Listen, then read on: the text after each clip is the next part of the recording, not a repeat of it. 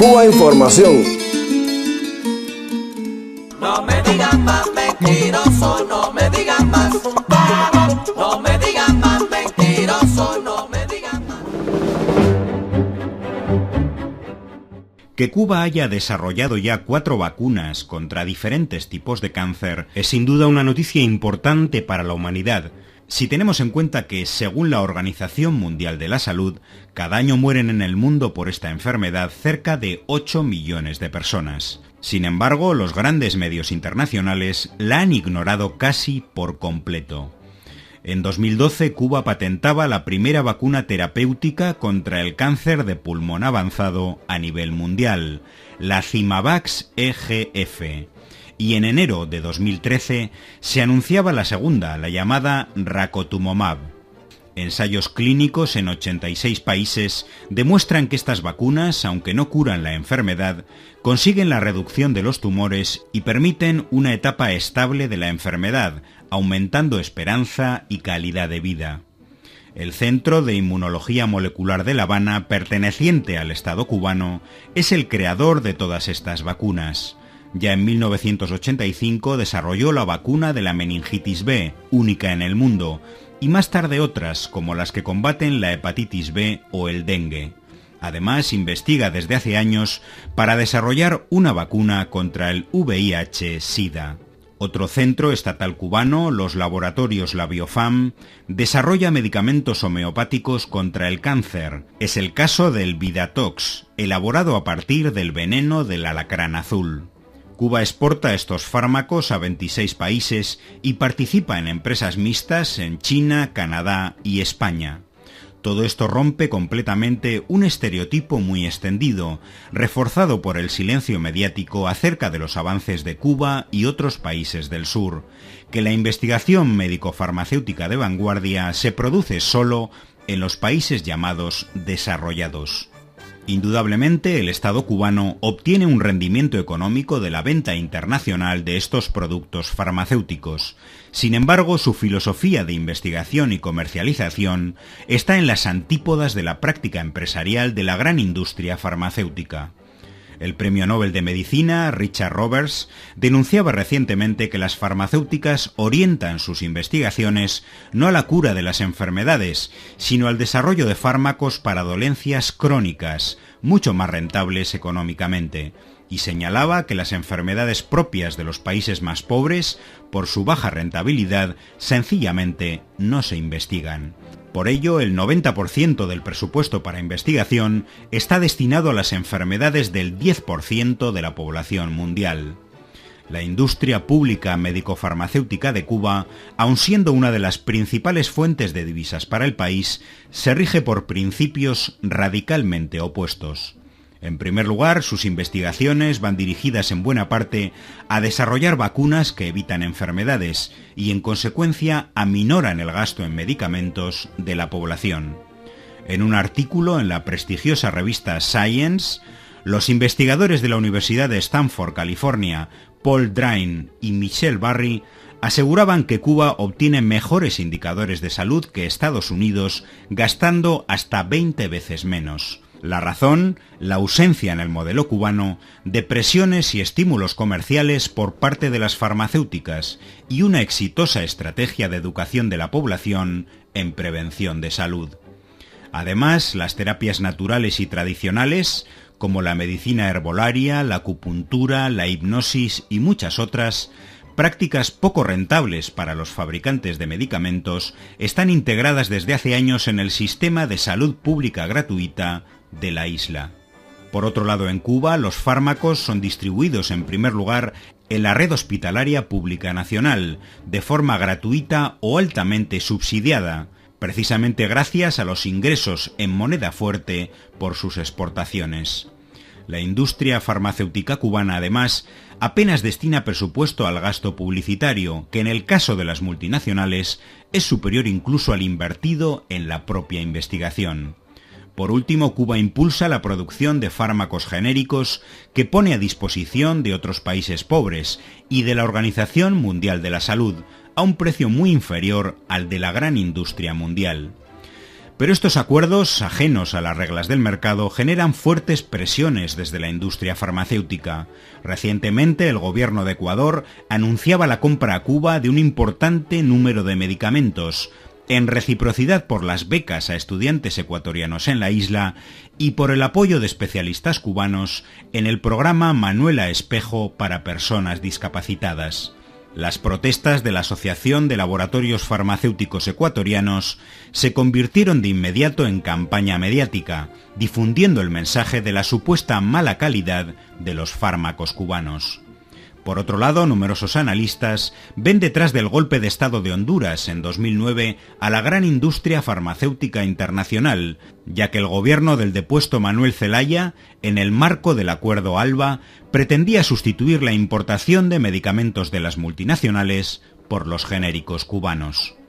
El bloqueo de Estados Unidos a Cuba impone importantes obstáculos para la comercialización internacional de los productos farmacéuticos cubanos, pero también perjudica directamente a la ciudadanía de Estados Unidos. Por ejemplo, las 80.000 personas diabéticas que sufren en este país cada año la amputación de los dedos de sus pies no pueden acceder a la vacuna cubana Eperprot-P, que precisamente las evita. El premio Nobel de Química, Peter Agri, afirmaba recientemente que Cuba es un magnífico ejemplo de cómo se pueden integrar el conocimiento y la investigación científica. Irina Bokova, directora general de la UNESCO, decía sentirse muy impresionada con los logros científicos de Cuba y mostraba la voluntad de esta Organización de Naciones Unidas en promoverlos en el resto del mundo. La pregunta es inevitable. ¿Contará con la colaboración imprescindible de los grandes medios internacionales para difundirlos?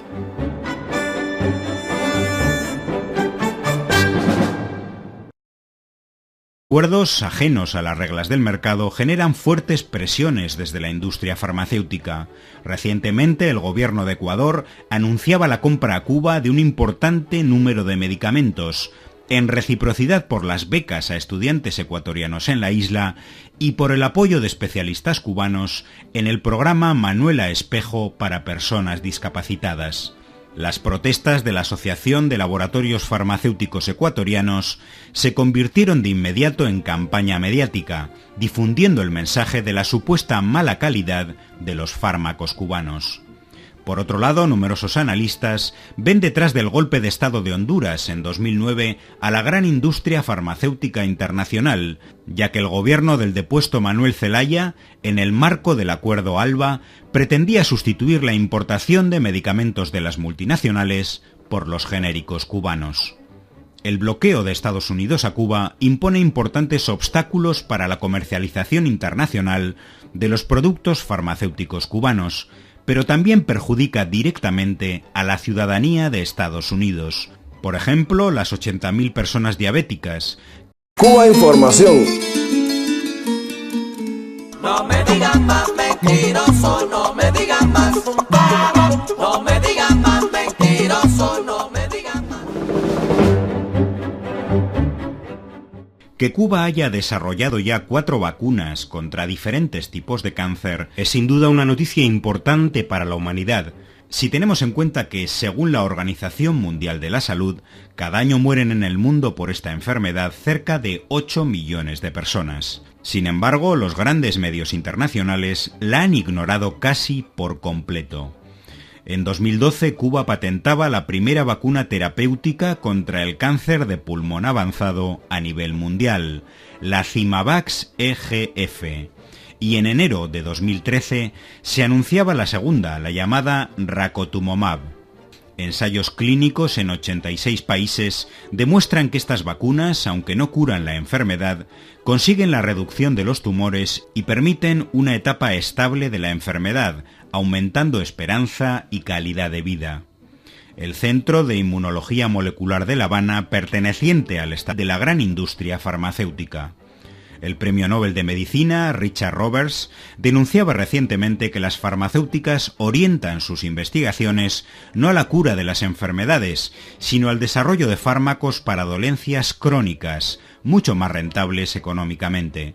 y señalaba que las enfermedades propias de los países más pobres, por su baja rentabilidad, sencillamente no se investigan. Por ello, el 90% del presupuesto para investigación está destinado a las enfermedades del 10% de la población mundial. La industria pública médico-farmacéutica de Cuba, aun siendo una de las principales fuentes de divisas para el país, se rige por principios radicalmente opuestos.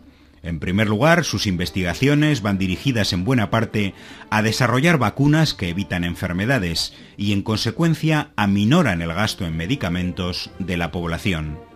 En un artículo en la prestigiosa revista Science, los investigadores de la Universidad de Stanford, California, Paul Drain y Michelle Barry, aseguraban que Cuba obtiene mejores indicadores de salud que Estados Unidos, gastando hasta 20 veces menos. La razón, la ausencia en el modelo cubano de presiones y estímulos comerciales por parte de las farmacéuticas y una exitosa estrategia de educación de la población en prevención de salud. Además, las terapias naturales y tradicionales, como la medicina herbolaria, la acupuntura, la hipnosis y muchas otras, prácticas poco rentables para los fabricantes de medicamentos, están integradas desde hace años en el sistema de salud pública gratuita de la isla.